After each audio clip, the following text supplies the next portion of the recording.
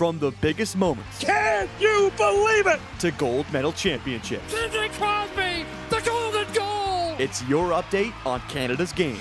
You're listening to the True North Ice podcast with Jacob Ewing and Caleb Snyder. Welcome to the True North Ice podcast, where we talk all things Hockey Canada and everything Canadian hockey related. As always, we're your hosts. My name's Jacob Ewing, joined alongside Caleb Snyder, and it is the ending of the tournament we've been waiting for so long. The Olympics have commenced as of recording today. Caleb, not the result we would have wanted. Canada claims silver with a 2-1 overtime loss to the United States of America. Caleb, how are we doing on this Sunday night? You know what? It's good to be back, at least, podcast related, but no. Very unfortunate. Once again, Hockey Canada loses out to the States. And yeah, it's been an interesting past 12 hours? No, not 12 hours. 6 hours. 6 hours since the game ended.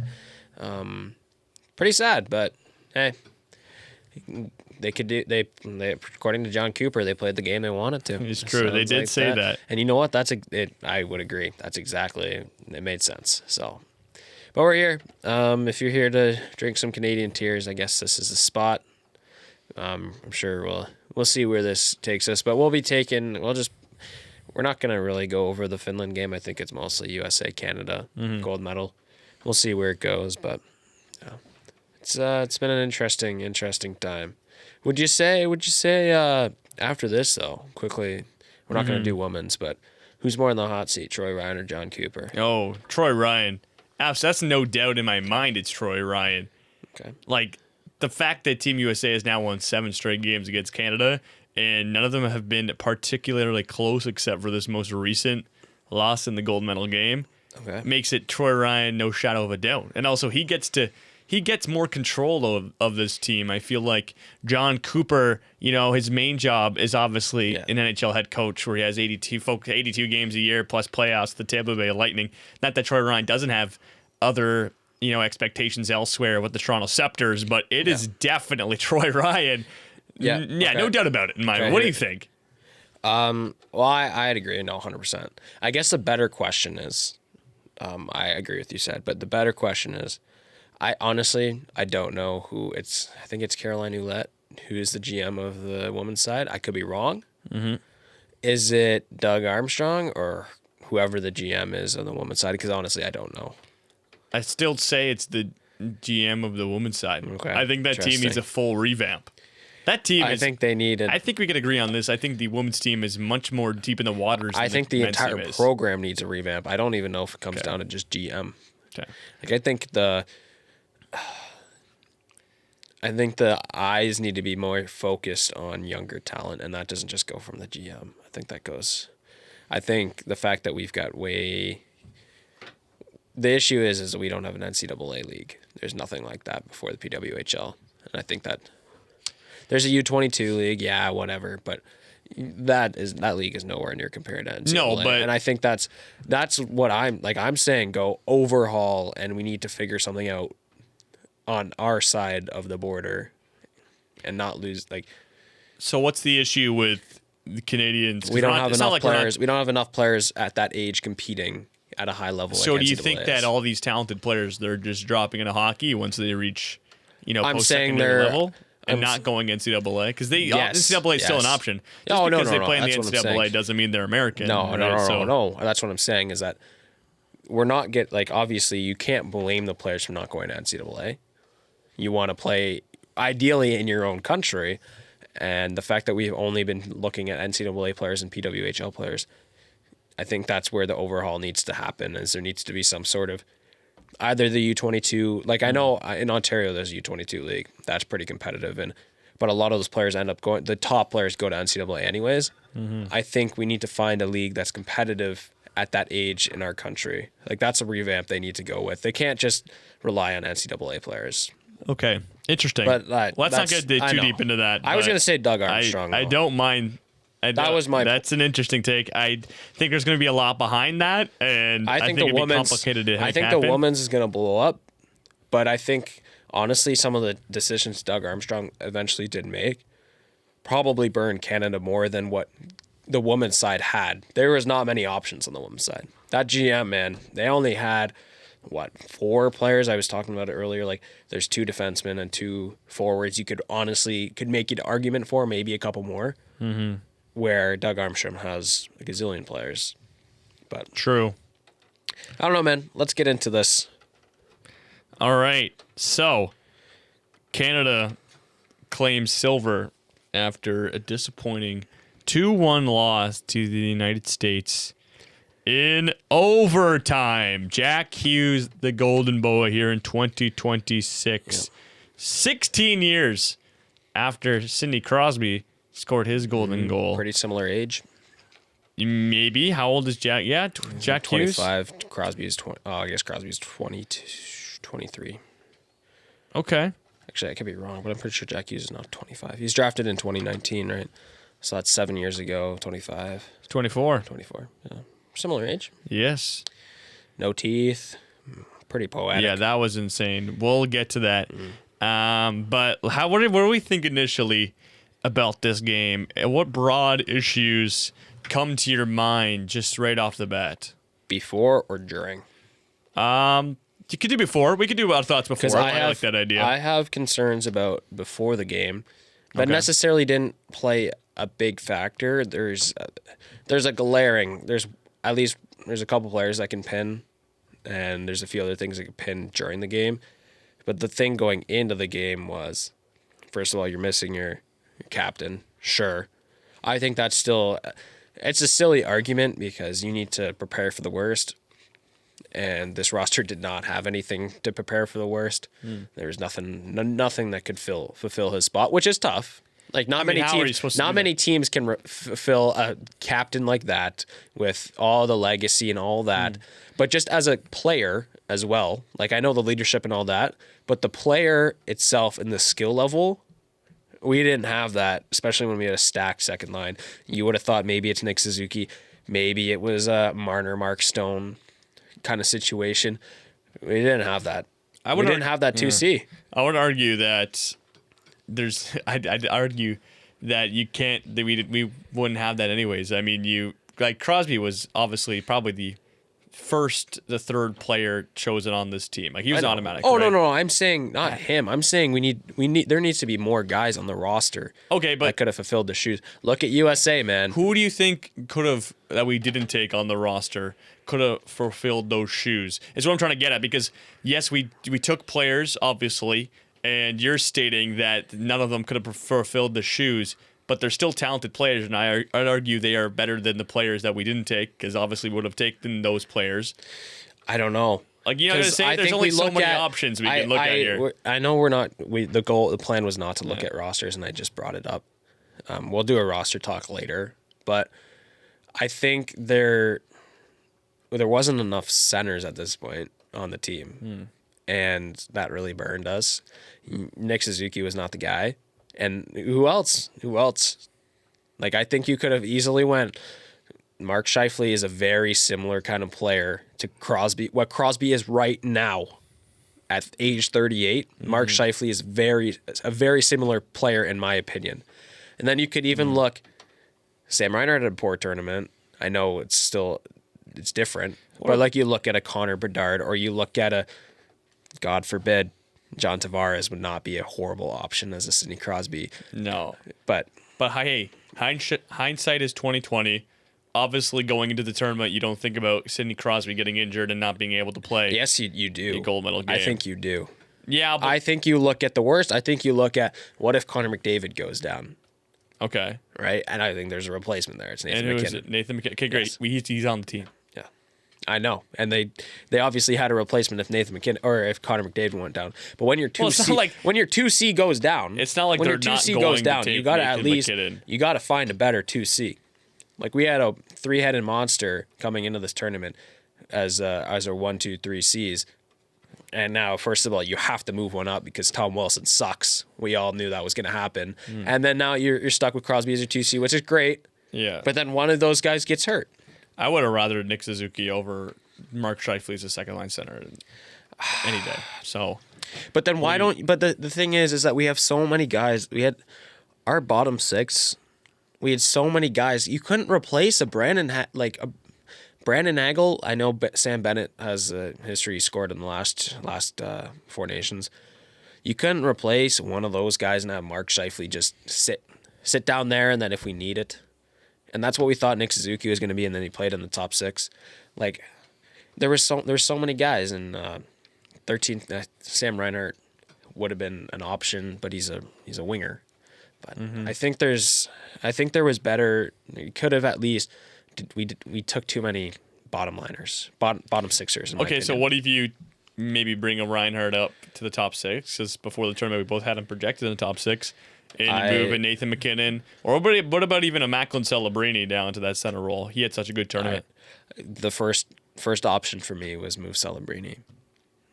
But they obviously didn't have the trust in him. There the whole entire time. Yeah, they didn't have the trust in him. Okay. But I think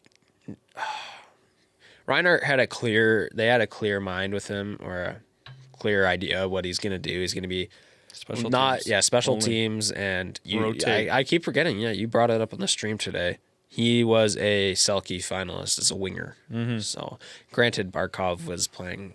Actually, he was on Lundell's line for most of the year last year. But still, Reinhardt, I mean, he must be good defensively if he's gotten Selke votes and he's got a shot, you know. He just won back-to-back cups. I'm pretty sure, yeah. He won back-to-back cups, and he was on the top. He was on the top line. Yeah. It's literally Jen Gardner 2.0 right here. I guess so, if you really want to make a comparison. Okay, let's get into this game specifically. We'll have more on the breakdown of the whole entire tournament. And the goalie, on a future episode. Okay. That was my other question mark, but okay. We don't need to talk about that. Oh, Jordan Binnington? Yeah. Okay, well, I'm sure we'll have a conversation. Yeah, I was saying before the game, that was the other kind of thing I was concerned You about. were wondering if Jordan Binnington should be the guy. If he would be the guy, not guy? Or if he'd be his international hockey self. Do you think he was today? Yeah, I think so. How many Only two can't goals, pin, I guess. You can't pin the game on him. No. The last goal you can't he got beat 5-hole from a little bit of a distance, but that's not his fault. That's just a shot cross ice in the seam. Yeah, we'll get to the two players that completely. Okay, let's start with the first one then, I guess. First, we're talking about two goals. We got Matt Boldy opens the scoring 6 minutes in for Team USA. And man, that was, I don't know if it was an eye-opener for Canada's defense, but it was just disastrous. And your best two defenders are back there, Devon Toews and Cale Makar. And I would say maybe one of your most trustworthy defensemen in Devon Toews, who just seems so steady in the NHL. Just gets walked by Matt Boldy. Kind of flicks the puck up in the air, makes it awkward for them both, the Avalanche defensemen, and then just skates right through him. Well, it just goes right down the middle. Nifty move to beat Binnington with a bit of deception. Just kind of gets him going one way and slowly moves it cross ice. But it was a really nice goal by Matt Boldy, but terrible defense by our top pairing. Yeah, they got carved. You wouldn't have expected that. Makar scored, obviously, to back it up, but still, that's something you don't see every day. Matt Boldy is a great player. He's really fast, great forecheck, but you wouldn't expect him to walk two of the best defensemen in the world. It was brutal. Yeah. There's only a few players I think could do that, and Matt Boldy is not one on my list.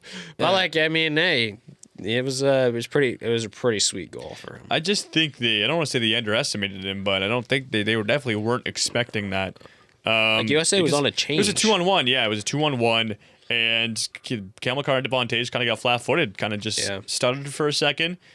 Probably thought he was going to dump the puck in, go for a change, maybe just go around the outside. But no, he went right down the middle. That's just confidence. And you know what? In a game like this, that's all it takes is that split second where the defenseman, hesitates or loses track of the play, and the offensive player just takes advantage. And Boldy did a great job of that. Right. And unfortunately, Binnington couldn't come up with a big-time save. It was his only goal let in regulation. So you can kind of, I know it's not. I mean, it's also a breakaway, so it's not his fault at all. No. But it was just a nice move. But it's just you just got to even just collapse together and just play the body at that point. It was very brutal, and it was a tone setter. Thankfully, it didn't impact Canada for the rest of the game. No, if they lost, they 1-0, bounced back very well. Or even I think even if they lost like 4-0, sure, I think that first goal is a tone setter. Sure, but just not acceptable in this caliber of a game. Sure, I mean, I think Matt Boldy just bettered the two of them. I think that's something that you play that situation out 1 out of 50 times, or you play that 50 times. It's gonna happen once, and it happened today. So, yeah, I don't know exactly what went wrong with the what there was.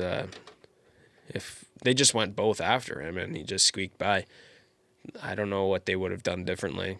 Like I don't think there's any execution that they could have done differently. I think that it definitely was. Well, what do you think they should have done? I think I just explained. I think they lost. They just were flat-footed. Like they just lost track of the play. No, for but a second. I'm saying, as we mentioned, it's a 2-on-1. Matt Boldy's coming in, right? You don't expect him to go for a move there. That's exactly what he So does. you're saying one guy needs to step up? Absolutely. Someone's got to play the body. Okay. Someone's either got to cut him off, play the body, or at least get a stick in the lane. Somebody probably, yeah. There's two of them. They both thought that the other person was going to do it. Exactly. There's a huge mistake. Definitely could have played that better. Yeah. Absolutely. Yeah, sure. I don't know. But, all right. Yeah, it's a tough one. First period, and then after that, dude, it felt like Canada they took over the game at that point almost. The first period, sure, you kind of. Well, how much time was left in that? There was not much time. Well, the goal came was only 6 minutes into the oh, really? Period, okay. Yeah. I forgot then. So, well, after that, sure, it's back and forth, but then near the end of the first period, Canada started to put it on. And then we see, it's unfortunate we did not go into that first period 1-1. That would have been a big boost. Yeah, after the goal, things kind of, I think Canada really picked up their play. I initially think the pace of play was picked up by Team USA. I like their first couple of shifts for sure. They kind of came firing out of the gates on all cylinders. And I was like, whoa. Like, we got to wake up here, boys. For like, please don't let this be a tone setter. Right. And thankfully, they were able to bounce back. But I think Team USA did have the better of the first period. And the penalty kill got tested early. I mean, late in the first period. Still early in the game. Shea Theodore took a hooking call. Yeah. In the defensive zone. I believe it was a defensive zone. Yeah. Which honestly, the first period is such a long time ago. And we know we didn't take any notes or anything because we're streaming. I forget what happened after that goal. I know what happened the second. Canada picked up their play. Yeah, sure. I think it was Canada definitely. They proved they're ready to go. They started to tilt. Mm-hmm. That's what I don't think it was completely tilted, though. When it did start to tilt, though, was the second period. That was their best period, at least from the second period was definitely their best period of elimination play. Okay. And then maybe the third period after, but that second period for sure was. Okay, let's talk about ice time quickly. Okay. The most ice time in the first period, I believe. Oh, this is going to be weird. Okay, wait, I got this though. Was Devontae's, which makes sense. 1 second behind him, though, was Nathan MacKinnon. Okay. Interesting. Yeah. Nathan MacKinnon. And most of the time you do see, a defenseman maybe get more minutes than the forwards. Well, not on this team. Not on this team at all. It's never been like that. There's a forward who it's Connor McDavid finishes with the most minutes in the game. Well, do you want Hold up. No, I'm right. Sorry for cutting you off. Yes, Nathan MacKinnon. Oh gosh, what is it, Czechia or Finland? Pretty sure it's Czechia. The leading time on ice was Macklin Celebrini was 27 minutes. Yeah. So it might have been Finland, but one of those two games, and then I'm pretty sure McDavid led the other one. So that's how much they ran out that first line. Yeah. So yeah, Nathan MacKinnon finishes with the most minutes in the first period, and we could talk about his game a little bit. We'll get to his. Well, I'm gonna rip miss. into him. We'll get into his blatant miss. Okay. But fun stat about Nathan MacKinnon, he finishes the tournament with 7 points. And he's the only Canadian player. -1. The only Canadian player on the team to finish in a negative in the plus minus. Yeah. Yep. It wasn't. I don't think he was anything special in this game. First of all, he missed a wide open net. There's glaring. I don't know if you've seen the galleries from AA, Jeff, but it's a glaring wide open net, and he's got the stick on his puck, or Jeez Louise, he's got the puck on a stick. Wide open net, left-handed shot and everything. Connor Hellebuck is still hugging the other post. That is how much time he had to shoot the puck. He rips it right away. Bango, bango, bongo off the side of the net. There you have it. Still 1-0 USA. That's just crazy to me. I think actually, He had a real. I'm pretty sure that goal came after the tying goal from Makar. I think that was the third period chance. I think it was a second before. I don't know. Okay, I don't know anymore. I think we're just getting. Okay, I think it came early in the third period. Okay. But let's get to the only Canada goal. When did the Devon Taves deflection happen? That was the third. Okay, so then it was before that, though. I still think it was the third. Okay, whatever. Anyways, second period was much better from Team Canada. Yep. They actually, the forecheck was going. I think we controlled the majority of the play. Final shots, oh my goodness, we dominated. Connor Hellebuck made 18 saves in that period. Yeah. Jordan Bennington only made 8. Wow. And just swarmed all around the net. We were getting to the interior of the slot. And Connor Hellebuck just played a hell of a game. Yeah. Cam Makar, the only guy to beat him. Yeah. And it was off of a point shot. Tons of space in front of him. Just something the team direly needed. And actually, before we get to that, let's talk about something else that happened in the middle of this game. And it was very significant because I said in the game that if we don't score on this, we will lose this game. Yep, So it was middle of the second. yes. So Jake Gensel takes a 2-minute penalty for holding. And then 30 seconds later, while defending, Charlie McAvoy takes another penalty. Right. And then you have a 5-on-3 with Team Canada, who has a 43% power play coming into this game for the next minute 30 seconds. Mm-hmm. And McDavid's ready to go. McKinnon's ready to go. Celebrini, everybody, all the top guns are ready to go. Yep. And they don't score. How influential do you think that was? Yes, it's still at the halfway point. There's still 30 minutes left of hockey to play. Right. But just in the terms of motivation and mentality, when you don't score on a big chance like that, that's got to do something to your mindset. Yeah, that was honestly, it felt like the dagger, dude. It felt like Connor Hellebuck was going to be unstoppable after that power play witnessed. USA, I think their PK is 100%, right? We didn't score that goal in the power play, right? Nope. So they were 100% the entire tournament. You would not have expected that. Their penalty kill didn't look great. Canada had a lot of chances, it felt like. They just couldn't finish. Connor Hellebuck was great. There was a lot of I will give the States benefit of the doubt. They got their sticks in front of that slot. Zero slot, you cannot pass the puck cross ice if you were Canada because they were just there. They had the stick there. So USA did good. Just contradicting myself, but they did a good job of keeping the puck away. But they weren't moving. They were just there.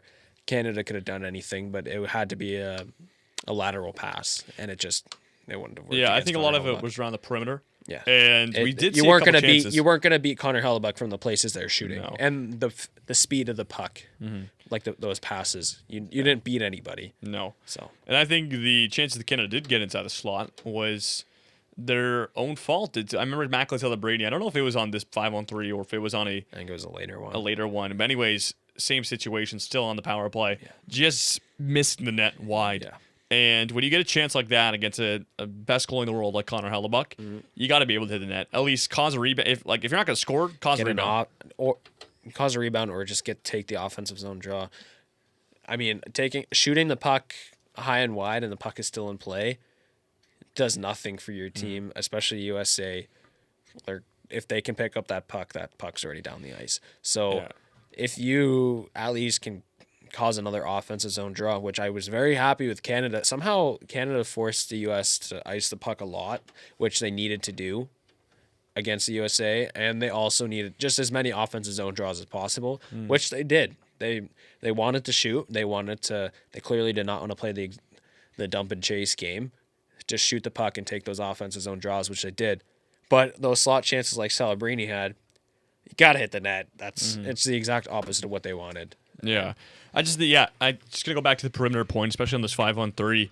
I remember just watching a couple really predictable plays where maybe David would have it up top and maybe he would switch with Makar, so it would go back to the blue line, And then he'd maybe look for, obviously in the flank, you have McKinnon on the one side, you have Celebrity on the other side. And it just felt like, it was so predictable. One would put their stick up in the air, you'd get the puck, and Hellebuck would just read it like a book. Yeah. And you're not, as we mentioned, you're not going to be Hellebuck like that. And a power play that has looked very prominent at points just seemed, obviously, I'm going to use the word stale, but it's because we're facing such a good penalty kill like the States, where they don't allow anything in the slot. Yeah.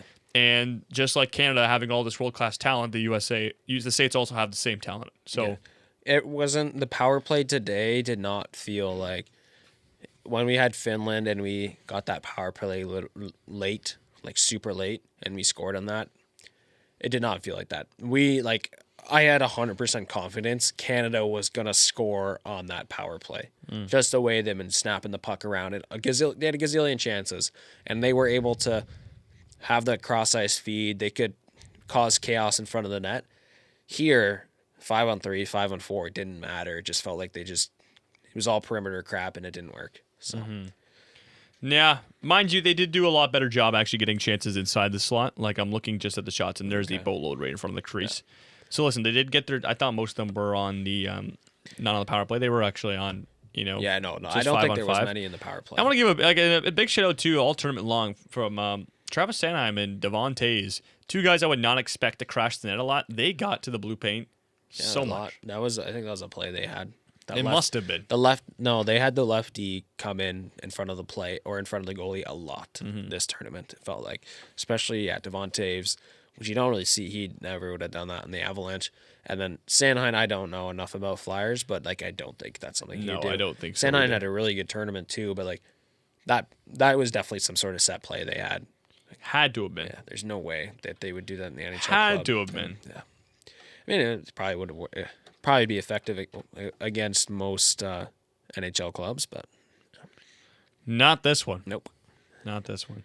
So but night and day second period to what it was the first period. Yeah, it was a great period. We tied the game up, which was huge, and it was late. I think it was a late goal too. Yeah, final under 2 minutes ago, and you kind of have a feeling if that 2 minutes gets killed off, and then USA goes full shutdown mode, and you're having such a hard time in the third period. That's a big stress reliever in that locker room. Your tie game, third period, much better feeling than being down 1-0 again. Right? So I didn't have more confidence, but I'd say there was less nerves around the team and the country, basically. Yeah. When you're tied going into that third period. Because now also those odds are definitely benefiting you after you dominated, carried play for 20 minutes plus there in that second period. And it's exactly what happened to start the third period as well, man. It's another good start. Yeah, so Connor McDavid finishes the second period with 9 minutes and 27 seconds. That's basically half the period there. He's on the ice. We did have that 5-on-3. So that was only in the third period? Or in the second period? That's only the finished with 9:27 in the second period. Makes sense. Which is insane. Players like Nick Suzuki played just over only 2 minutes. He actually had the least time on ice in that period. Pardon me, make that. No, I'm right. Yeah, Nick Suzuki. They're going more with the Bo Horvat. I mean, he only played 20 more seconds, but still. Yeah. I think we'd all expect Nick Suzuki to get more minutes than Bo Horvat, but okay, I'm wrong. Drew Doughty played the least amount of minutes, but you talk about the forward core. Oh, yeah. It's Nick Suzuki. Suzuki played the Reinhardt played more? Reinhardt played 3:11 in the second period. Oh, power play. Yes, that's what it was. Yeah, it makes sense. Yeah, it's tough, man. It's just tough how they dominated play for so much. And no, the time on ice is very interesting, but Suzuki was not effective. There was no point to play him. There was no point. You saw better shifts from Sam Bennett, Seth Jarvis, Tom Wilson. Honestly, had a couple of decent shifts, I believe, in that second period. No reason to play Nick Suzuki. You can't play as a center. You can't play as a winger. There's nothing to do, man. You can win draws on a strong side. That's about it. I was about to bring that up. Actually, he was by far the worst face-off player tonight. He went. Yeah, he took. What was McKinnon and McDavid at? Well, McDavid was at 25%. He only took 4 face-offs, 1 for 3, 1 for 4. McKinnon took a lot more. He took 15 face-offs. He went 8 for 7. He went 8 and 7. So 53%, just over half. Nick Suzuki took 7 face-offs, and he won 1. Yeah, He went brutal. 14%. So who was the faceoff guy? Horvat then. But no, we Horvat lost a had lot of draws. Yeah. Horvat was operating at 80% in the face-off die. He won 11 draws and only lost 3. It's unfortunate that he's not effective enough other than the face-offs. I don't mean he finished with a plus. He finished with a plus 1. I think Horvat had a decent Probably won game. the draw on that. That's exactly play. what he did. Yeah, I don't think you can read much into that. I mean, Like, that's my point, how it starts. Though, I know. That's But how I'm it just starts. saying. My point is man, he'd be a much more effective. He'd get so much more time on ice if he was just more effective, offensively.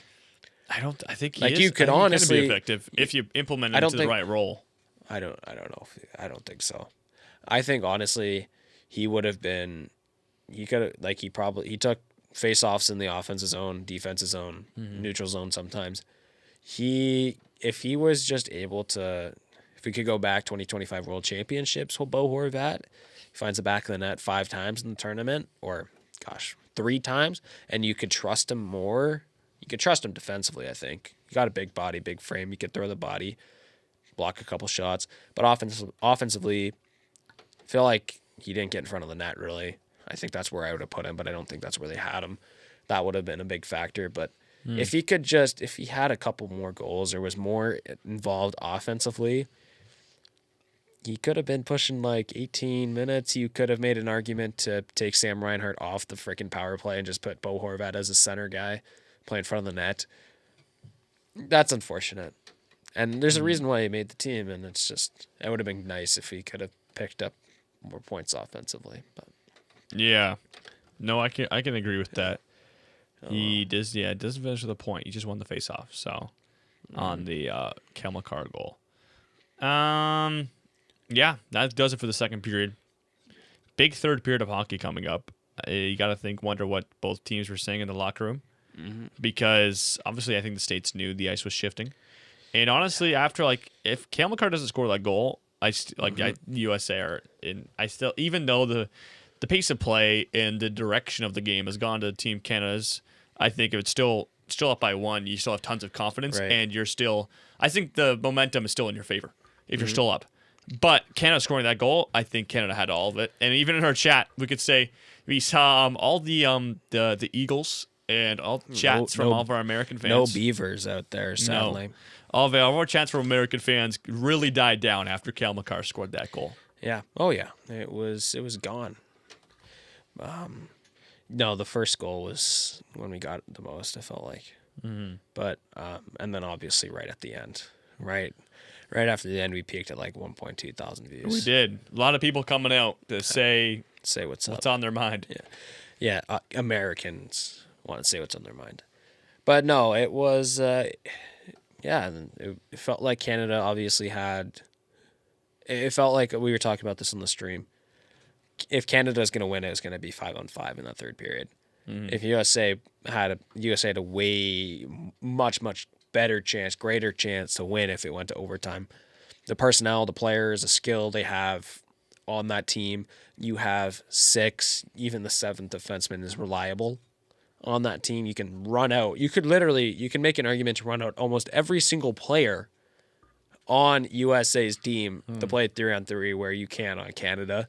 And in the end, it's we'll get to it later, but it felt like USA, all they needed to do is survive. And I'm sure that was voiced in the room. So, yeah, Canada also continued to dominate that third period. Saves from Hellebuck were 14. Saves for Bennington were 10.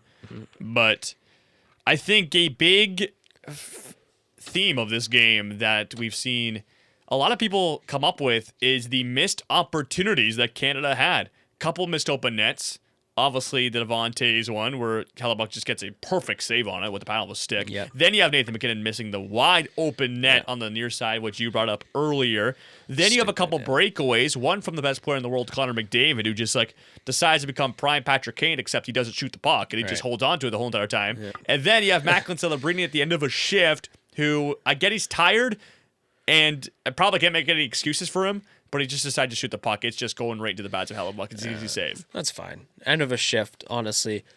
Shoot the puck, man. I was fine with it. If you could make him hold on to the puck and get an offensive zone draw, get a fresh unit out there, it would have been better. But obviously, He's young. He's played well over 20 minutes a night every single game except the first couple. He's just deadbeat. Don't blame him at all. I do. You really? No, I don't. But in the gold medal game, man, you have an So opportunity. you like would have that. rather, that was his only thing. The other thing he could have done was just dump the puck in and take the shift. I would go right Take to the net. change. In a gold medal That's game, what he dude. did, though. He In still the- fell and crashed. In a gold medal game, though, I think you just find a way to get your legs going. I think he could have taken it to the net. So you're saying if you were playing in the gold medal game, you would figure He could have taken that to the net. I think it was a decision to try to go 5-hole. Yeah, I mean, whatever. I can't dig much into him. Okay. Also, there was the goal line save from Charlie McAvoy. with a Yeah, big scrum in front of the net. The push out, Or he like just the got chest. something like that. Yeah. It's like a double fister. So it Worked didn't out. matter. Yeah. Didn't matter. Canada got plenty full of opportunities to win the game. Yep. Nathan McKinnon, I'd say the best and the easiest. Yep. And he'll have nightmares about that for probably a good time to come. And listen, man, I don't want to make it worse, but USA, man, Quinn Hughes wasn't very effective in this game. Matthew Tkachuk was the worst Tkachuk. I never thought I'd ever say that in my life, but somehow Brady Tkachuk was decent and Matthew Tkachuk sucked. Matthew Tkachuk basically got booted in that third period. They moved up Dylan Larkin up to that line. The Matthews line was okay, but not that top six in America. America's top six was not what you would have expected, and it just fell apart for Canada, which is unfortunate because, man, the fact that 10 years from now, we're going to talk about, USA won that 2026 gold medal, and Matthew Tkachuk was not affected and not effective and basically was bumped down to the third line in that game. You would people would lose their minds. It's just unbelievable. And or even before, if you said coming into this tournament, USA'd win and Matthew Tkachuk was terrible and got bumped down the third line, it'd be unbelievable. There's just no way. You'd think if USA wins, he'd be a big factor. Think Brady Tkachuk was a big factor, which he was way more effective, but he didn't tally in the score sheet, I don't think. No. So Not neither did today's Eichel. It's just it's a missed opportunity. Some of these players were not at their best. So. No.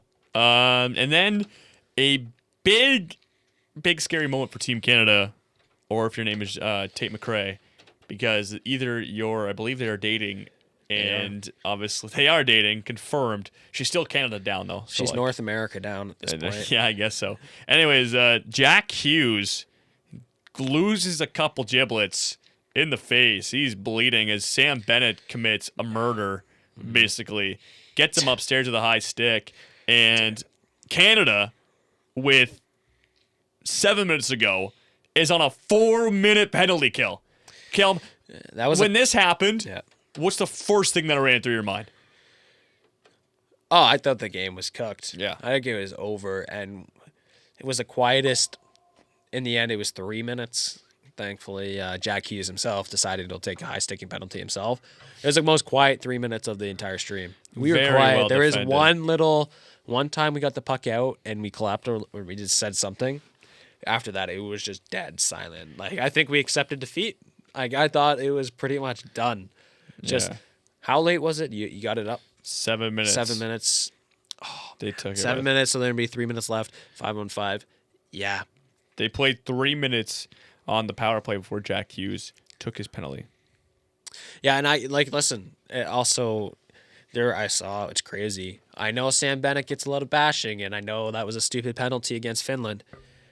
You can't blame Bennett in this. The players are on skates. It's inevitable somebody's going to lose their balance and the stick's going to go up. Yep. There's nothing he could have done. And it's just unfortunate. Smack dab in the teeth, the guy's bleeding. Man, I wish it was anybody but him, man, because I feel bad at this point. I feel bad because he got so much slander, and I know it didn't even matter. But, it's just a tough one to take in your own zone and all that. Yeah. So, it is. Yeah. It's just so rough. And then, we get I was still nervous, though, when we took the... I was still nervous when we took the... when we got the 4-on-4. Okay. When we had the 4-on-4, USA, that 49-second, there's a good solid 30 seconds where they had the puck in Canada's O-zone. Like they put on the pressure on that 4-on-4, and they ran Matthews and Eichel, and then I think it was the Quinn Hughes pairing. There was a time was like, oh, maybe 4-on-4, this is where it is.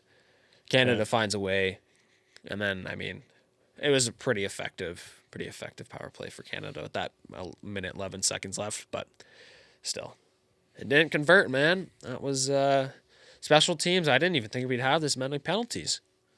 No. And it just I wouldn't have thought that would happen, but obviously these are unavoidable high sticks that have to be called. It doesn't matter absolutely. It doesn't matter if it's game 7 or if it's a preseason game. These will get called. Okay, speak of penalties. Yep. There's another controversial one that was circulating online. Right. Yes. Everybody knew about it too on the broadcast. It was pretty visually stimulating when too many men call, and I believe it was it Jack Hughes who was taking a change, and he kicks the puck while he's changing. He plays the puck still. He takes a moment, plays the puck. There's 6 people on the ice, doesn't get called. Caleb, thoughts on that, because that could have been a big power play. I'm no ref. Honestly, the too many men rule, or obviously it's a rule, but the way they call it, sometimes I just don't understand. I still don't understand. I've been a hockey fan all my life. There's just sometimes I just don't understand how it works. And I also feel like, obviously, that one is so obvious. It's right in front of the bench. But sometimes I just don't understand how you are able to keep track of how many guys are on the ice for each team. But that one seems so obvious. But I just, like, can you play the puck? Like, he kicked it. Like, if it's on a stick, they said on the panel, like, they understand why they didn't call it, because you can claim it was just off his stick, or off his skate, and he didn't play it. But when it's off your stick, it's obviously blown dead, because it technically is played. Yeah. But first of all, I think it was Quinn Hughes who passed the puck, or maybe it was Jack Hughes who passed the puck to the bench. That was also very stupid. Why would he? That was just dumb. They're making a line change. Oh yeah, I'll just fling the puck over to our bench and see what happens. That was kind of stupid. But I think personally it should have been called. But still, I don't know if we would have scored. And you know what? Sometimes we see other teams do that on purpose. Throw it to the other team's bench when there's a big scrum and you get a penalty. But not today. We don't get the call today. But we're not salty about that at all. No. I don't care. No, like, still, should have won that game regardless. Reffing was fine, and I just think that I don't think it swayed the game enough. And I know people disagree. I know people definitely disagree, and people always disagree about the refs. Exactly, it's inevitable. Yeah, dude, we get so many refs. Like, if you take a peek at our social medias, especially the Finland one, we said the refs missed calls for Finland, or I said that. And like Finland should have been up a couple times. And the McKinnon one was soft, high stick, whatever. They will still complain, even though I said, like, sure, they messed up, but still, this is a penalty. Like, I was wavering for the refs. Just complaint central, man. Even though I don't, like, it's just crazy. The complaints that we get. But I think the refs did a good job. I agree. I don't think it swayed the game. I don't think the refs did maybe a phenomenal job, but they did a good job. Yeah. I don't really, to be honest, I don't care. I'm not a ref. I think the games aren't won and lost by a referee. No, that's a good way to put it. Yeah. Okay, shall we get to the overtime goal? Yes, let's do this. You know what? Who do you think you said you think it favors USA, but... Yeah. But that's overtime just means a lot of ice time for people like McDavid, for people like McKinnon, Celebrini. Fast, I'd argue, faster and more talented than the top line players of Team USA. I think you could agree. Yes. And you have Cale Makar. Quinn Hughes is a good, answer to that, but still. But then you go after that. Like, Cale Makar's not playing the entire overtime. No. It's also 20 minutes, but granted, who cares about that right now? Is in the first 2 minutes. You have Cale Makar. And then you have a drop off where the states you have McAvoy, where you have Hughes. Well, after it's Hughes, and then there's McAvoy, then there's so many. Werenski, and then you got I would put Brock Faber, and then you got I can't believe I'm going to say this. I would trust Jake Sanderson over probably maybe if Jake Sanderson was Canadian, I'll tell you right now. He would be the second option. He would be. Like, I think he'd be the second best defenseman on this team. Probably. Maybe. I would. I would The say fact, it would like, be. look, Absolutely, I would say it would be. Travis Sanheim and Devon Taves look good this tournament. Imagine what he would look like on Team Canada. Yeah. He'd be unbelievable. And you know what? Josh Morrissey. Josh Morrissey. That's exactly who you needed right now. Yes, Josh Morrissey would be the second guy out there. Absolutely. Without a doubt, which is tough. We keep forgetting about injuries, but no, for sure. For sure, he would have been a big factor in this overtime. But no, USA, I think you could probably have ran out those 7 guys. You have Cal McCarr, and then you got those 7 guys in USA. I think I'd trust those guys before second best defenseman. So can you guess the other defenseman who got minutes? I believe there's 2 other defensemen other than Cal. That got minutes. This is good. There's just one. Actually, pardon me, it's just one. Okay, well, was it Harley? It's not Thomas Harley. Wow. Okay, so it's Sanheim. It's not. So they did Parayko or Theodore. No. It's Drew Doughty. No. Who is it? Devon Taves. Oh, jeez. Yeah, no kidding. That was the number. That's stupid. I thought we were talking. Okay. That's, it's no. okay. I should have guessed him first. 1 second. No, okay, maybe I was wrong. I don't remember seeing Thomas Harley play a single minute after. Yeah, and which is weird because I was gonna come out with the take after this game saying Thomas Harley was our second best defenseman. He played 7 minutes in the third period. Yeah, Is that insane?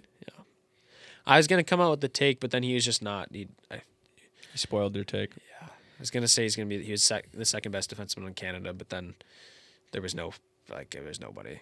Like they're all just mediocre. I don't hate the take, but like I'd it say probably might still be true. But the fact that he had an unbelievable tournament for a guy who both of us, I think we Did both not had have him on. us- Did we? I don't know. Anyways, a lot of people did not have him on their roster and didn't think he deserved it, and it was more of a Four Nations nepotism kind of thing went on there.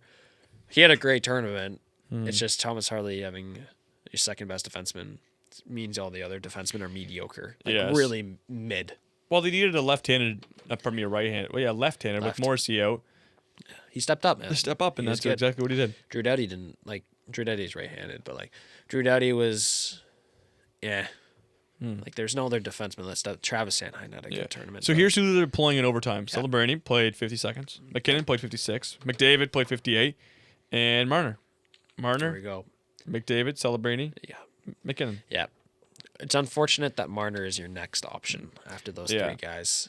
And I'll never complain about overtime, and especially with this group of guys, this talent. But I didn't like how there was just rush chances. It kind of seemed like they'd give it to McDavid and McKinnon, and one of them would rush in, 1-on-3, try to get an open lane, take a shot, save to the corner, and here comes USA back up the ice. Yeah. It just seemed like instead of maybe setting up possession and maybe cycling it around, because that's how you open up gaps. Especially, you got a speed advantage here with Canada, and you could be there. This team is very shifty, right? You're telling me Connor McDavid can't ISO one of the American players and just create a slight gap and take advantage of that, and on 3-on-3 overtime. We've seen it so many times with Edmonton, and it just seemed like someone was just trying a bit too much to be the hero. Everybody wanted to be the hero in overtime, obviously, understandable. Yeah.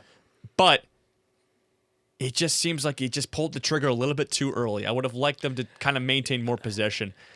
And we saw on the overtime goal where McDavid comes in, takes a chance, gets beat, turned over. McCarr dumps in, he gets beat 3-on-1 the other way. McKinnon's is a little bit interesting. Are we doing this goal? We're doing the goal, yeah. So I heard some very interesting analysis. Okay. So if you watch the goal, obviously McKinnon is the one with Werenski there. Mm-hmm. McDavid is the next one on the back check. McCarr's long gone. He's gone. It's McDavid and McKinnon. Okay. McDavid's coming down. Jack Hughes is on the far left. Who is supposed to cover Jack Hughes? It's supposed to be Connor McDavid. But what Connor McDavid does is he comes in to support McKinnon, and he's late, and he loses his man. He loses the puck, and Jack Hughes is wide open. So you could blame Nathan McKinnon, which I initially first did, but Jack Hughes is Connor McDavid's guy. You can rewatch it. I'm pretty sure that's what I kind of remember. I could be wrong. It could have been McCarr, but then this is what the Athletic Hockey Show shout out. That's basically our idols at this point. I don't know who it was. Made a good point. In Edmonton, 3-on-3, Connor McDavid would always go for the puck. Am I wrong? You're watching it now? I am watching it. Yeah, I get what you mean. Like, because listen, McDavid always will tough go play. for the puck and try and play. steal that puck when he's on Edmonton because they got a whole bunch of busts on The their only team. thing is, I have it paused on a freeze frame right now. Yeah. Werenski has a lane right to the net. I feel like McDavid is trying to play area here. There's a lot of I area. don't know. I think he should have just taken Jack Hughes. Because if he takes Jack Hughes, Werenski has a clear one-on-one with Binnington. Well, Nathan McKinnon still was there, though. No? I don't know. I haven't seen the goal since it actually happened. I'm going to show you Let's right break now. it down. No. Just be careful. We can't show it, though. They'll okay. actually flag it. Look at dude. this. Okay, actually, I got it hidden. Okay, we're good. You see it now? Yeah, Okay. We're watching this live time. Here. Just make sure the audio's off. It is off. Okay, here comes, right? Werenski picks up. Right here. Show it again. Sorry. Okay. Anyways. So McDavid's the one in the back. Yeah, Yes. he's the second one. Here McCarr's comes the one down. Werenski, okay? McKinnon gets beat. Here. One second. I'm going back. No, Just watch. Jack Just watch. Hughes Just is on watch. the Just far watch. left, Just watch. Just dude. watch. Right here. Yes, I understand, but If McKinnon is staying with Jack Hughes, Werenski has a clear lane to the net. All he's doing right here is playing area. I don't know. And if he sticks too close, look at all this open ice. Because look, this guy. There we go. If he doesn't play area, all of a sudden he stops up and he's got all this open ice. McDavid should have. I think it's hard to blame McDavid because he doesn't know where McCarr is. But I think McDavid should have had Jack Hughes and McCarr should have been the last one in. I don't and know. just they should have taken that chance with the whoever. It was I don't think it was a Werenski bad and who was defensive Werenski play. and the other guy on the right? Who was the other one? I don't know. Who Okay, was it with wasn't him. Jack Hughes, but it was. I don't know who was doesn't with matter, him. doesn't Yeah. matter. First of all, I think it just was poor execution by the top two players on our team. Is that crazy to say? I don't think the it fault is. was more on not. I'm gonna want to say McKinnon, but he seemed a little. I don't want to say he just seemed a little bit too confident on that puck. Like Yeah, he and kind he of lost it, He yeah. went really slow But into it. I really do think that McDavid should have taken Jack Hughes still, even after watching it. Like I think it's he's interesting. he's in no man's land. Why can't he at least take the player It's covering space. There's so much I know. space. No one's there. If McDavid doesn't cover that, because why does he not have a stick on the puck? Because then? look at He if he didn't do either. doesn't take away, if he takes away the passing option, he just leaves the slot wide open. I don't know. No, I think McDavid should have had Jack Hughes. I don't mind the play. I don't. Especially, I don't know. Like somebody. the only thing is, especially Yeah. when a 3-on-1 is incoming, Yeah. right? Like you don't. If you take, congrats, you can take away Jack Hughes. It turns into a 3-on-2. And But they're there's already still so one down player. low. There's still one player. Not McKinnon's already there. They can't play man to man because they're outmanned. It's a 3-on-2. I At know. that point, you play zone, right? But Werenski and whoever the other guy is already so low. What are they gonna do to turn and burn before He can- McKinnon, no, he can before turn. McDavid He and can turn. Jack Hughes are? But Jack Hughes and McDavid are already gonna be there. if and he's McDavid's gonna be on committed, the inside. if he's committed, Jack Hughes is way too far outside. He's. I screwed. don't know, man. I still. McDavid's the fastest player in the world, McKinnon dude. still had a chance. Pardon me, McDavid still had a chance to pick off that pass. He just I missed. know, but I think I don't know. I think he should have been closer to Hughes. And then Jack Hughes scores and wins it. Poetic. With no teeth. No teeth. All right, so here's the question now. Okay. When this goal happened, we obviously know. We obviously know Tate McRae was watching this game. Mm-hmm. Does she cheer? Is she happy for I her think- boyfriend, or yeah. is she sad that Canada lost? Because there's a lot of politics within this. I think she lets out a little grin. I think there's no cheering. No cheering. No cheering. Maybe like a little smile though. Okay. Because, like, remember, heading into the Olympics, she did an ad for NBC. Yes, I A know. USA advertisement. Obviously, she comes out. Was it? I don't know where she said Instagram. it. I'm not an Instagram guy. Says she's Canada down, and that's basically now the gimmick. But you really think she just grins when he scores? I think there's more reaction to that. No. I think like a little cheeky smile. Okay, That will do it. that's out. Do you think like was she there? I don't know if she was even there. She's busy. She's a busy person. Yeah, exactly. Maybe. I don't know. I mean, it's also that's tough, man. That's a tough position to put her in, but I think she would have been more happier, honestly. Okay. But that was the question of the day. Okay. Yeah. I'll hit you with the next question of the day. Okay. And no, it's kind of a bad question now because it didn't come true. But if No, I asked this I already earlier. know the question. But if No, Team Canada no. wins this game, is Jordan Binnington a Hall of Famer? Gosh, no, man. If they do, he's got a Four Nations win under his belt. Then it would be an Olympic win, and a Game 7 Stanley Cup win. He's got the Cup. He's got the Olympics. He's got the Four Nations. What doesn't he have? Nah. By the way, He doesn't have a Vezina. it's a dumb question because he doesn't have an Olympic ring. But like, if he did, we had this fun conversation today. It's a fair question. Yeah. Obviously, there's people throwing out Tom Wilson the other day too. Okay, let's talk about who's an American equivalent. Of Journey Bennington? Oh no, just like kind of like something like that. Who's on the brim, and now okay, maybe a little away from the brim, and now they have an Olympic. What about like Noah Hannafin? No, well he didn't barely played. He was a seventh defenseman. He played like 7 minutes tonight. Okay, I think. Does Hannafin even have a cup? Oh, he plays for the Vegas Golden Knights. Did he get it? I don't think he had a cup. I think he was traded after they won their cup. Actually, he might have been there for the cup run. Oh gosh, I don't know. I don't know at this point. You look it up. I am. I don't know if he was there for the He's cup not. He's not there. So no. But I think. Well, here we go. You ready for this one? Mm-hmm. With that, Jack Hughes might. He's not solidified yet. But listen, I'm saying this is a big career. I'm just saying quickly, this is America talk now. This is bad. I'm saying if Jack Hughes can all of a sudden turn around the career after this, even if he doesn't win a cup and he can go back to what we thought he once could be, that 100-point guy for 4 or 5 years in a row, in the Hart conversation, in the Art Ross conversation, plus this golden goal, he might have. There's a good chance now all of a sudden. Okay, I got a next question. Okay. Is somebody who doesn't have a cup, like Dylan Larkin, in the Hall of Fame conversation now that he has an Olympic gold? No. And he played a decent role. Not enough for me yet. Not enough. Okay. There's just I don't know what his point totals are every year. I know he's a big factor in Detroit. Yeah. He didn't even I'm surprised he didn't have an A or he could have maybe even worn the C for America. Fast, I don't know how many points, like he's probably hovering around a point a game, but he's never had a 100-point season, right? 51-58. But like his highest point season was 79 and 80. Yeah, so like no, it's a stupid conversation. Right. But like, all right, that's what makes the Tom Wilson talk egregious, because Tom Wilson's had 1 year where he's a point a game, and it's this year. He's got a cup too. He has a cup, but the rest he's barely touched 50 points. So, I think the Canadian equivalent, if somebody were to win, like because we just did a lot of states. I like the Jordan Binnington one.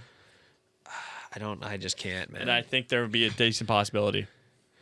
Yeah, there could be. Yeah. I think this could solidify. Can I ask you this? Well, I was gonna. Sorry, what were we gonna say? Unless you have this, is it another? I'm gonna stay on this topic for 1 second. Oh God. Okay, let's hear it. Cheers. Here Mine's stupid, by the way. Okay. I was gonna say Devon Taves. Oh. Yeah. Cale McCarr's his is good. dude. His is very good. It's a good conversation. If he wins, yes. Because defenseman's different. It's not all about points. But I'm gonna say no. Yeah, I mean, he's not a Hall of Famer. I think he might be the closest one though. Yeah. So okay, let's hear it. I don't even know what I want to say. I think it's pretty. No, you got to say it now. Okay. Connor McDavid never wins cup. Never wins an Olympics. Never wins. I was hoping. Never even wins an All-Star game competition ever again. Is he a Hall of Famer? That's a tough question. The first initial thought. Question. It's yes. First initial thought is yes, but like, yeah, he's got enough hearts. Is he in the top 5 NHL players all time conversation? Oh, but he just never won best on best. Yes, he would be. He's won 4 nations. It doesn't count anymore. Okay, but now here's the last one. This is going back to the States. Going back to the States again. Sure. This is the last one. The last hypothetical. They obviously won. If they didn't win, Do you think Austin Matthews is in the Hall of Fame conversation? And do you think even if they did win, he's still in the conversation? Yes. Because obviously we know he's not winning a cup anytime soon, or ever probably, unless he moves to a different team. I did say you need to have a cup to be in the Hall of Fame. You did. There's got to be enough people that. But like we also talk about this, or we've talked about it on the stream. Paul Henderson's not in the Hall of Fame. He scored the biggest goal in Canadian hockey history, right? Mm-hmm. So they're like, and he never won a cup either, but he scored the biggest goal ever, and he's not in. So like, there's some sort of line that they've. I don't know. I don't vote, so I don't really know, but I just don't. I just think if Paul Henderson were to win a cup as a depth forward who is not very. Well, he's a depth forward on that team. Then I think he would be in. So Hold up. maybe the cup is the factor that you need. What are we holding up for? Paul Henderson. Yeah. Scored the game-winning goal in the Summit Series. I don't think he has a cup. I could be wrong. 1 sec. While you look it up also, the Miracle on Ice talk is actually pathetic. This is not the same thing. First of all, the Miracle on Ice was the second last game of USA. They still had another game that they had to win to lock up the thing. Yeah. Okay, go back. That's it. Just quick. Sorry, bar. You got it? Paul Henderson is in the IHF Hall of Fame. That's not the same thing. It's not the Hockey Hall of Fame, though. Okay. Sorry. I think the IHF Hall of Fame is just international, no? Like, Yeah. like No, it's here. It's in this. It's in the same thing though. In the same building as the other Hall of Fame though. Okay. But it's not the Hockey Hall of Fame. Like, I think No. like a good thing no, here. you're Okay. right. No, So you're right, you want to you're hear right. a lock? You want to hear a lock for the IHF Hall of Fame? Roman Chervenka, Czech captain, 40 years old, playing this year. He's like a point a game this tournament. He's been doing that for Czechia and these World Championships for forever. Yeah. He's a lock. He's 40 years old and he was wearing the C. He made David Pastrnak look good, and Marty Necas looked like the best player in the world. So that's the difference from IHF and Hockey Hall of Fame. Chervenka played 40 games in the NHL, and then it's just all been Czech League. You know what? So Random, totally off-topic conversation. Yeah. I was just looking at the International Hockey Hall of Fame, IHF Hall of Fame on Wikipedia, and you know what? I see the word Kingston, Ontario mentioned in the original IHF, the original Hockey Hall of Fame. Mm-hmm. I know exactly where it is. He's in Kingston. wow. And Indian Vista Center. Okay. And just wanted to I was just reading through and I was like, wow, yeah, originally everything displayed until they were like bought out, and everything was Wow. everything. No, it wasn't bought out, but everything was moved. That's awesome. Yeah, we'll have to go sometime. I think it's still open. I've been to the Oshawa Sports Hall of Fame. Really? Me too. It's awesome. And the Tribute Center. Shout out. No, I think the IHF Hall of Fame is just at. I don't really care. I don't know a single soul except Paul Henderson in there now, and Roman Chervenka will be a lock. That's all I know. Wonder like if you just had you think Tage Thompson's now a IHF Hall of Famer? Golden goal in the World Championships, wins in the Olympics. Who? Tage Thompson, No. IHF Hall of Fame though. He's not wins a cup, sure. But in the IHF Hall of Fame, Paul Oh. Henderson's in there. Probably. Like that's just what I'm saying. I don't mind that, actually. double no. IHF. Maybe. I think he is. Paul Henderson's in. Come on. Paul Henderson scored the biggest goal I know, ever. but like I'm just Tage saying. Thompson scored one goal in a World double Championship. IHF. Like come on, man. I think Is Harry Tage Watson Thompson's- in the? I don't double know. IHF Man, Hall of Fame? Chervenka's a legend. He better be. No, He better be the owner. Tage Thompson would be in the IHF Hall of Fame. Harry- But like that's actually an interesting He's conversation. in What the if Hockey Hall of Fame, like yes. okay, here we go. What if Tage Thompson wins a cup this year? Does he solidify himself as a very close Hall of Famer? Very cool. Yes, he does. Like I don't even know what his season's looking like. I know he had a poor season last year, but if he's up close to a point a game and he's scoring 40 goals and he's like 6 feet tall or 6'7", he could. I think he would be. Yeah. So all in 1 year, that'd be a really great year for him. He's yeah. What's his point total at now? Do you have it up? TB? 85. He's projected for 85. He's got 89. That's pretty 57. good. He's For- got 59 and 57. Wow, and that's pretty good because he He was had on a 4 horrible. points. He had 4 points this year at the Olympics. He had a great game against Slovakia, then got hurt at the end. Granted, USA just slopped Slovakia, but yeah, Hall of Fame talk's interesting, but really, do you think? Okay, I don't know if I got your answer. Austin Matthews, after he won, do you think he's got a good chance now Yes. for Hall of Fame, even if he doesn't win a cup? Yes. Okay. I do. Okay. Hellebuck. Oh, absolutely. I think Hellbuck's already in the Hall of Fame. Yeah. At this point, yes. Retired today. He'd be in the Hall of Fame. Okay. There we have it. Let's see. Let's see if I have anything else in my notes. Oh, yeah, I was going to say Nathan McKinnon was very bad. We already talked that a lot. Mm-hmm. But I really think the main factor why we lost this game is our jerseys suck. And I'm going to say it once last time. We can't say this every single episode. I mean, I haven't said it in years, it feels like. I know you're wearing it right now. That one's much better than the ones they wore today, the red and black. Mm-hmm. It's stupid, man. The stripes don't even go all the way around the back. No. I hope people understand. That's why we lost. The stripes don't go all the way around the back. Just absolutely pathetic. The stripes are different colors. Mm-hmm. That jersey looks decent, but the black, you. it's the red and black one. The red and black one, man. And I know you don't in the Olympics. You don't choose what jersey you wear. And you're the home team. You wear the color. Mm-hmm. Just make the frickin' leaf white next time. Jeez Louise. Yeah. It's not that hard. It's okay, Caleb. You'll live. Oh, yeah. I'm not going to buy one. You'll live. I got a black hat with the logo on it, but it looks good. Yeah. Because it's got a red logo. Yeah. So, all right. That's about it. Well, Canada very disappointed today. 8 a.m. start, first of all. That's brutal. No, I understand it. It's okay, though. Can you guess who finished on most time on ice today? Quickly. I think you said it. It was, oh, gosh. Who did you say? It was McKinnon.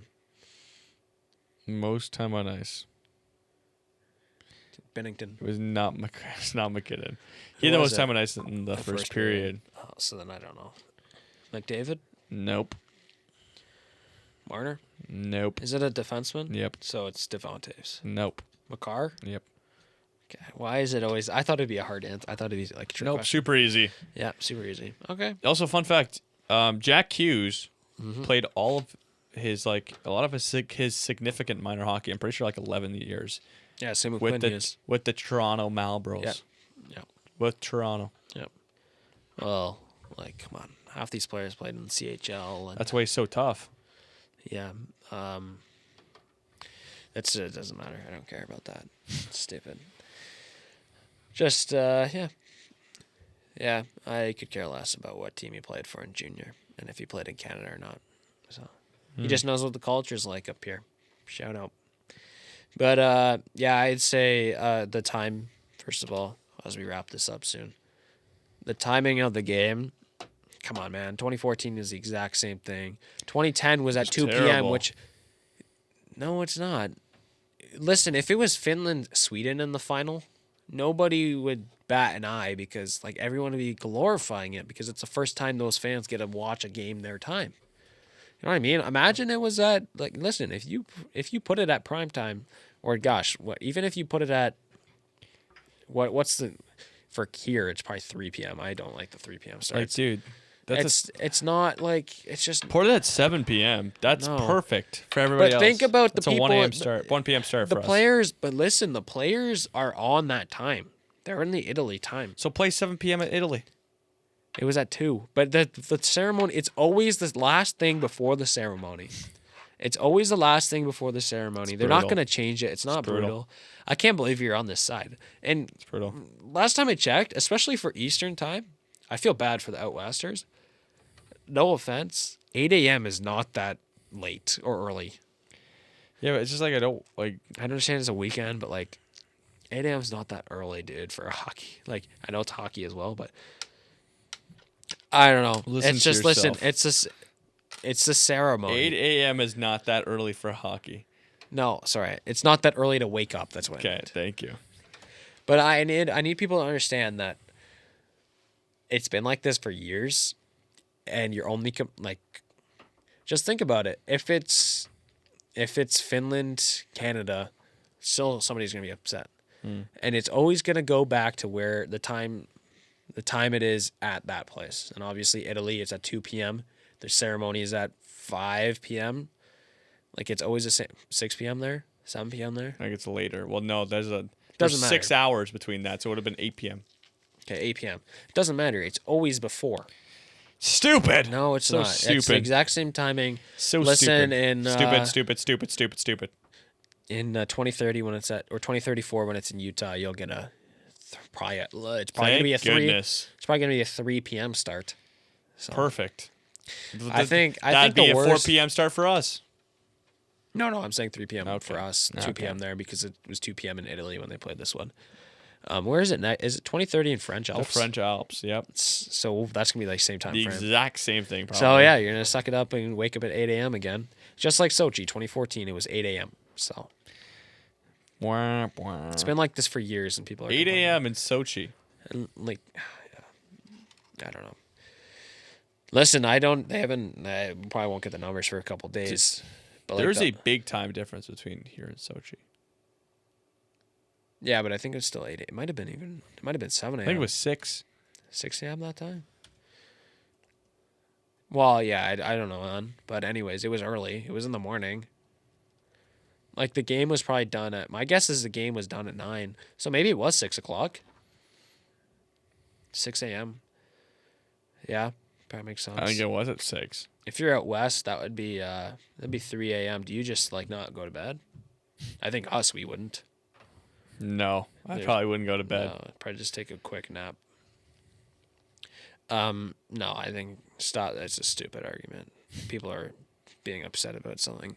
Listen, last time I checked, most of these fans can wake up at 8 a.m. without any struggle, and they're not the ones making the money. So why do you care?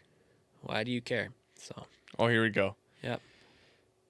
It was a 7 a.m. puck 7 drop. a.m. Eastern 7 a.m. time? Eastern time puck drop. Still, doesn't matter, man. So Doesn't early. matter. No, it's nothing. Okay. Well, that's all I got for hockey. I mean, I don't know if you have anything else, but I was just going to say, thankfully, I know we just got whooped we lost both games in overtime. But our boy, Brad Jacobs, he picked us up a little bit, clutched up gold the other day, and Yeah. it was a spectacle to watch. It was great. fun. Greatest curler of all time, I heard. Brad Yushu or whatever his name can take a second place throne right now. They're just goated, man. Just a great squad on the men's side. I know the women's side, Rachel Holman and her squad couldn't clutch it up. They obviously took home bronze the other day, but it's unfortunate, man. And I know people are saying cheating. Listen, you can cheat all you want. You just got to back it up and win, and that's exactly what we did. So Yeah, I saw some memes today of Mark Kennedy pushing the McKinnon's puck with the open net. Exactly, yeah. That was funny. And pushing the Celebrini offside against Finland when everyone was upset. He was pushing Celebrini back too or something. Really? Yep, I saw that meme. Yeah, so shout out Mark Kennedy, our boy, the cheater.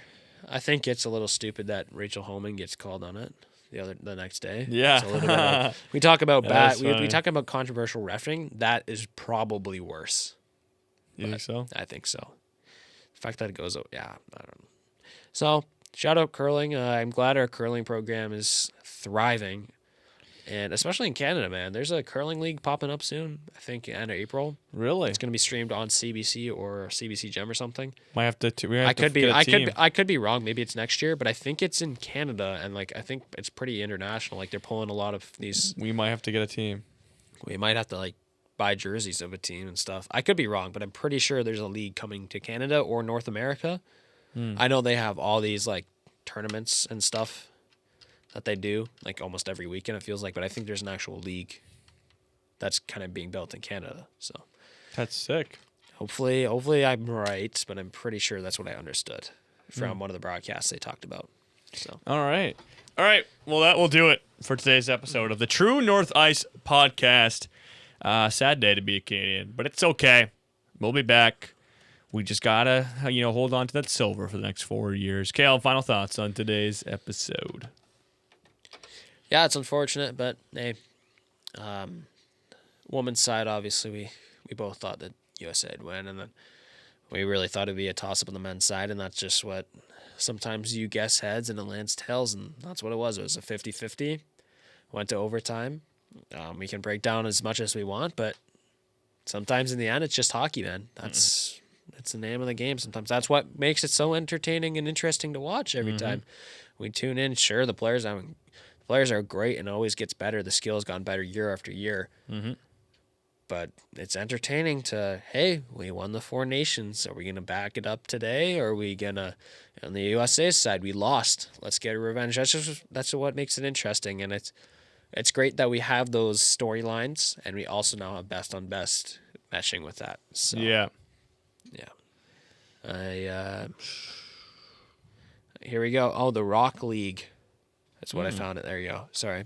But that's my okay. thought. I think it's hockey sometime, and USA is, I don't know if they're on the up yet, but they found a way.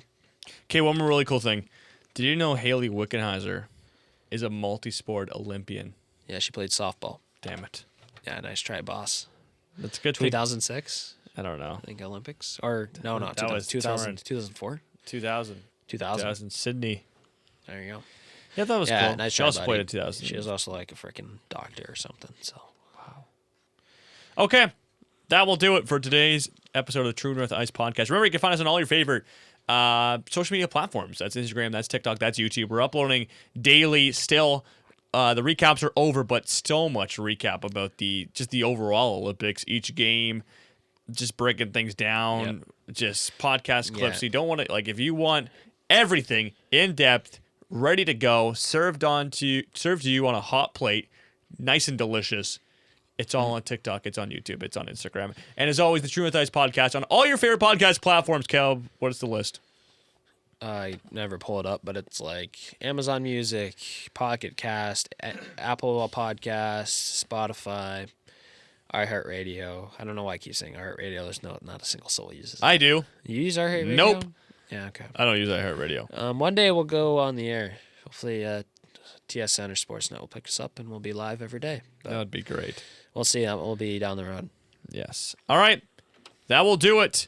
Olympics are in the books, but we're still having full recaps. We'll have a full recap of the women's tournament, the full recap of the men's tournament.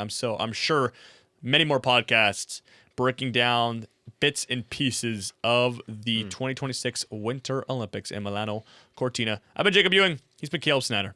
And we'll talk to you very soon.